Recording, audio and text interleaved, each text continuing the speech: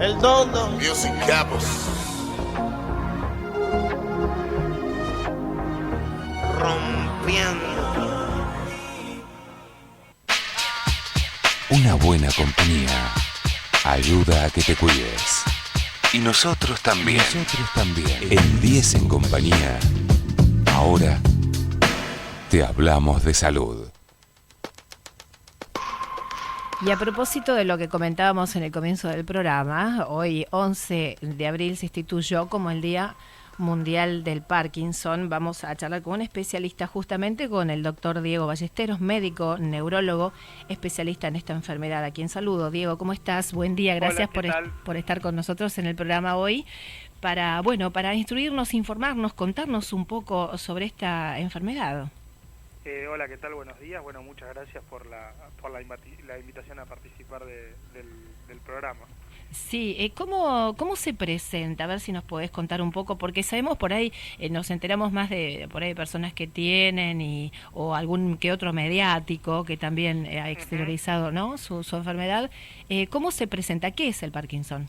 Bueno, el Parkinson es una enfermedad que es una enfermedad neurodegenerativa, que luego de la enfermedad de Alzheimer es la enfermedad neurodegenerativa más frecuente, y básicamente se caracteriza por un grupo de síntomas y signos que son cosas que el paciente percibe o que el médico ve en la consulta, y básicamente hay dos grandes grupos de síntomas. Los síntomas motores, que por ahí son los más reconocidos por la gente, que es el temblor, la lentitud y la rigidez. Pero además de eso hay un montón de otros síntomas que son no motores, que por ahí no son tan conocidos por la población, como pueden ser la pérdida del olfato, la constipación, los trastornos del sueño, los trastornos cognitivos y entre otros, ¿no? Es decir, la enfermedad no es solamente por ahí el temblor o la parte motora que todo el mundo conoce, sino que es una enfermedad bastante más compleja y que abarca mucho más síntomas. Claro. Ahora, esta enfermedad no afecta, así como Alzheimer, que hace como que la persona se pierde, afecta la memoria y eso, ¿esta también o no? La enfermedad puede afectar la memoria y las funciones cognitivas, pero a diferencia por ahí del Alzheimer, en general no es uno de los primeros síntomas que aparezca, sino que suele aparecer en forma más tardía y no en forma tan severa, digamos. Hay otros síntomas que predominan por sobre muchas veces los trastornos de memoria o los trastornos cognitivos, sobre todo al inicio de la enfermedad. Claro. O sea que los síntomas son visibles. Evidentemente, uno ya ante el primer anuncio, alguna anomalía de estas que vos mencionás, hay que recurrir para un buen diagnóstico y tempranamente, ¿no? ¿Esto tiene alguna ventaja? Sí, algunos síntomas son visibles y muchos otros síntomas, como puede ser, por ejemplo, la alteración del olfato, Sí. puede aparecer muchos años antes de que el paciente tenga los síntomas que hoy, determinan la enfermedad. Motrices, por ejemplo, claro. Es muy común de cuando uno ve a un paciente, en general el paciente consulta cuando tiene el síntoma por el cual los pacientes consultan más, es por ejemplo por el temblor de una mano. Claro. Pero cuando uno les pregunta, es muy común de ver de que esos pacientes tengan muchos años de constipación o de pérdida del olfato y que por ahí no le dieron importancia o se lo han atribuido a otros diagnósticos. Eso es lo típico de ver. Me olvidé la pregunta, no sé qué me habías preguntado, perdón. No, lo que básicamente yo quería saber era si este tipo de enfermedades estaban afectando el sistema neurológico a nivel, bueno, esto casi me lo habías respondido, ¿no? De la memoria y todo esto, Sí. Evidentemente no. Y cuando se presentan los primeros síntomas, me refería si un diagnóstico temprano ayuda al tratamiento, porque evidentemente no se cura esta enfermedad, ¿o sí? No, si bien hoy no hay una cura de la enfermedad, como tampoco, por ejemplo, puede haber cura como en otras enfermedades, como puede ser la diabetes o la hipertensión, sí hay muchos tratamientos que son muy efectivos, y muchas veces primero la consulta temprana nos permite diferenciar por ahí si es un Parkinson o alguna otra enfermedad. Claro. Y en segundo punto, se sabe que los pacientes que se tratan en forma más temprana, en general tienen una mejor evolución que los pacientes que por ahí llegan un poco más tarde a la consulta. Bien. Es decir, el tratamiento, si bien no hay nada que lo cure, se sabe que un tratamiento adecuado mejora significativamente la calidad de vida de las personas. ¿Se puede remitir de alguna manera con medicación o al menos detenerlo? Lo que se hace en general, digamos, hay muchos tratamientos, ¿no? Digamos, por un lado están los tratamientos que son los farmacológicos, que son los remedios, que básicamente uno apunta a dos cosas, a reducir la velocidad de progresión de los síntomas de la enfermedad, y por otro lado a que los síntomas que tiene el paciente dejen de molestarlo, es decir, atenuarlos. Muchas veces se pueden lograr atenuar por completo y muchas veces parcialmente, pero en general la medicación tiene una gran respuesta en los síntomas de los pacientes. Bien. Y después, más allá de los tratamientos esos, hay algunos tratamientos más allá de los farmacológicos, como pueden ser los tratamientos quirúrgicos. Hay tratamientos de cirugía de Parkinson que para pacientes seleccionados son muy efectivos, y después todo lo que son tratamientos complementarios, como puede ser la fonoaudiología, la kinesiología, la rehabilitación cognitiva, la terapia ocupacional, que también aportan mucho a la mejoría de los síntomas de la enfermedad y el control de los síntomas de la enfermedad. ¿El tema de la cirugía en qué parte se realiza?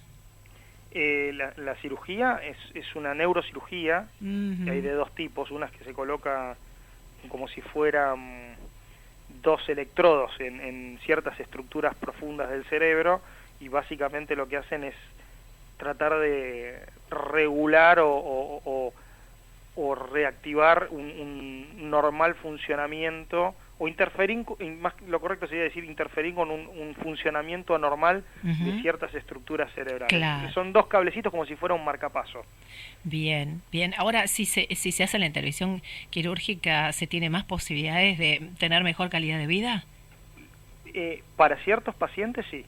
No es para decir, todos. No Claro. todos con la cirugía hay que aclarar dos puntos para mí que son importantes. Primero, que la cirugía no cura la enfermedad, porque uno muchas veces, o la gente muchas veces tiene el concepto de lo quirúrgico que siempre es curativo. Por eso te preguntaba de la mejoría de la calidad de vida, ¿no? Me imaginé y el segundo punto es que no todos los pacientes se benefician de esto. Ajá. Es decir, los pacientes que están bien seleccionados y que son buenos candidatos, en general suelen tener una buena respuesta, y de hecho los trabajos hoy, por ahí el último trabajo más importante en cirugía, la medida que han usado es escalas de calidad de vida, y lo que han visto que las escalas de calidad de vida mejoran muchísimo. Ahora sí.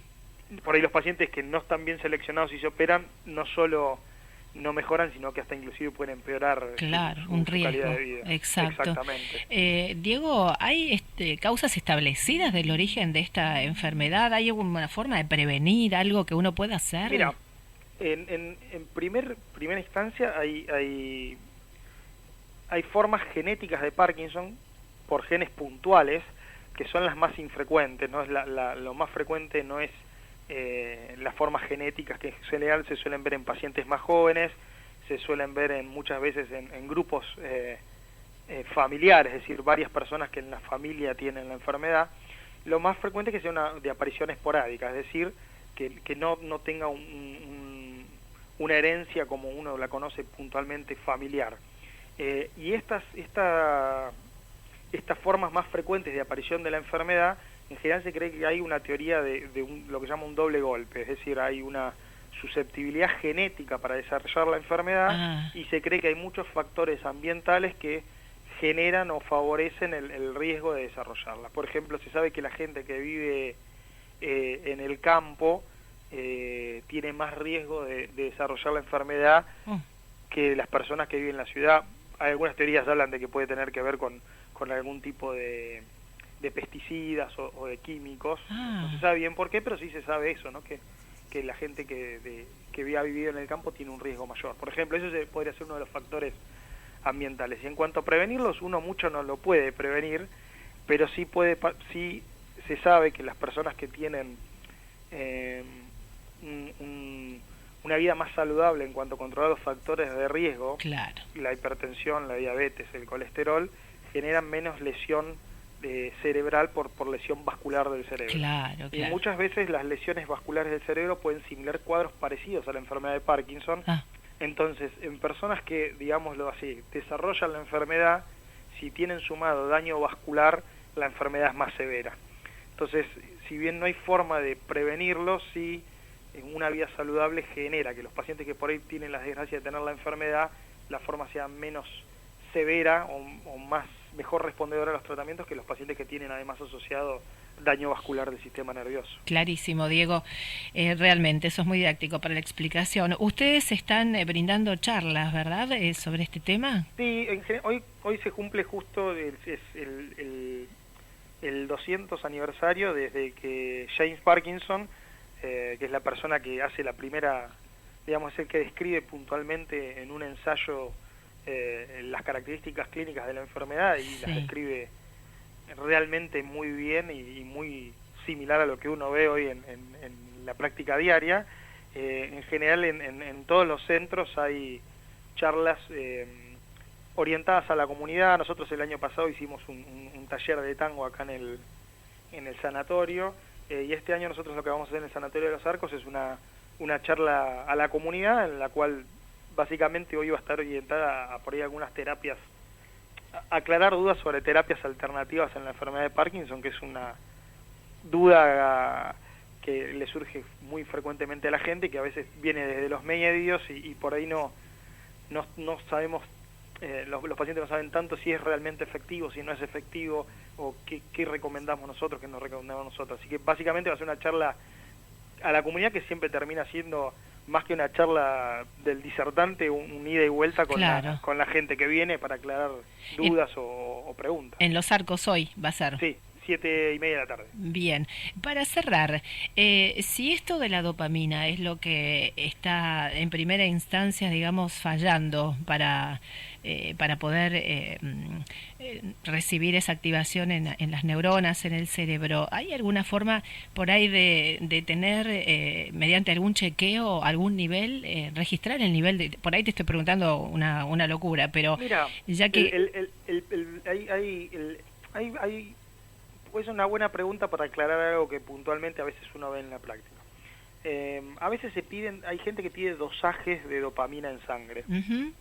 Y la realidad, el nivel de dopamina en sangre no es representativo de nada, porque en realidad mide la dopamina que hay sistémica, y la falla dopaminérgica en la enfermedad de Parkinson es a nivel de una estructura puntual del cerebro. Ajá. Con lo cual tener valores normales, valores altos o valores bajos no implican necesariamente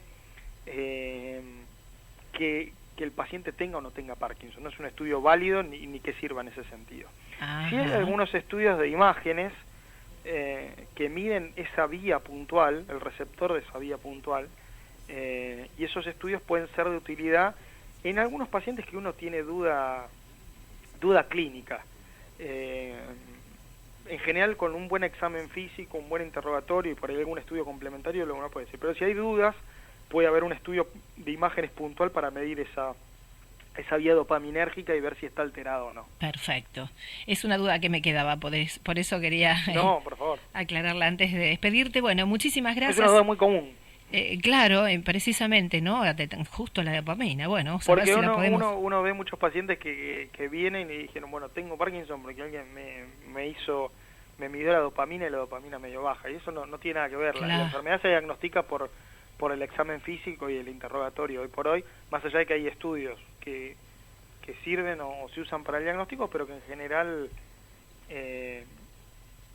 general uno los utiliza en pacientes puntuales cuando hay duda diagnóstica. Exacto. Diego, muchísimas gracias. No, por favor, muchas gracias a vos por comunicarte. Al contrario, hasta la próxima, a ver si tenemos algún tema a desarrollar, te estaremos llamando. Cuando quieras. Gracias, hasta luego. El doctor Diego Ballesteros, médico neurólogo especialista en enfermedad de Parkinson. Hoy, en el Día Mundial de esta enfermedad, se trata de concientizar, ¿no? Y tomar las precauciones en algunos casos donde se puede prevenir, no el 100%, pero sí estar atento, y esto igual siempre aparece como que la recomendación es vida sana, como decía el doctor, ¿no? Con una dieta saludable, con ejercicio físico, con fisioterapias, y cuál es el punto central, no estresarse por las dudas, porque ya que el estrés provoca o es la causa del 90% de las afecciones físico-orgánicas, imagínate que acá también tiene injerencia. Así que bueno, de eso se trata, por eso seguimos sumando al 10 con vos, esta buena compañía, los afectos que alimentan las buenas la buena sensación físico, emocional, espiritual, y hasta la 1 de la tarde, aquí en la radio, para compartir con vos canciones, por ejemplo, como estas.